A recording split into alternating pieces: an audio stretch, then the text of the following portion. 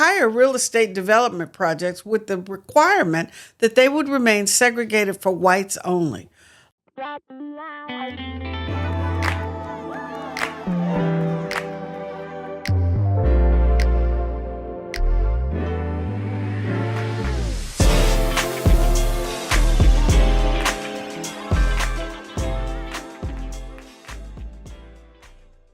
Welcome to Life in Trump's America. While cities across America, including local cities like Oakland and Fremont, struggle to provide housing and services to its residents, groups like the ARPB are looking to partner with them to fill the gaps. ARPB is the Associated Real Property Brokers, a predominantly African-American real estate trade association founded in Oakland in 1948 and chartered in 1954 as a local chapter of NAREB. NAREB, the National Association of Real Estate Brokers, was formed in 1947 out of a need to ensure and secure the right to equal housing opportunity, regardless of race, creed, or color, for communities of color that were intentionally excluded from owning property in America. For more than half a century, the federal government, through agencies like Federal Housing Administration, enforced racial segregation in housing. The FHA financed entire real estate development projects with the requirement that they would remain segregated for whites only. Local governments adopted exclusionary zoning practices to keep blacks from moving into white-only neighborhoods. At the same time, the FHA and the VA gave favorable real estate loans to white Americans only. Affordable housing was not the issue at that time. It was no matter how much money you had, if you were black, you could not buy in certain neighborhoods. In his groundbreaking book, The Color of Law, A Forgotten History of How Our Government Segregated America, Professor Richard Rothstein explains the history of white privilege in America that is the foundation of the vast racial disparity between black and white home ownership. Alameda County and the Bay Area are at the heart of this case study in housing discrimination. African Americans organized in the 1940s and the 1950s to offset the impact of these discriminatory policies. In California, the long battle for fair housing started in the 1950s and culminated in 1963 when Assemblymember Brian Rumford introduced a Fair Housing Act in the legislature. It took strident advocacy throughout that period of time and activists coming to Sacramento to get the law passed. Current events call out for the same type of strident advocacy to address the housing crisis, which includes the loss of ownership, evictions, and homelessness.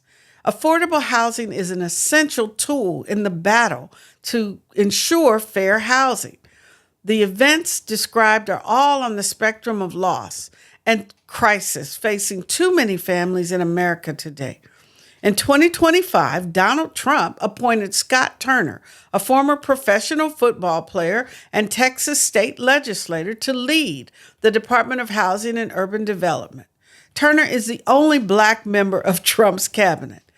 Turner has a history of opposing affordable housing, protection for poor tenants, and aid for the homeless. Under Turner and Trump's leadership, all forward progress to erase the race discrimination of the past will stop, and efforts to tackle our homeless crisis will be stifled. There is no compassion in this administration.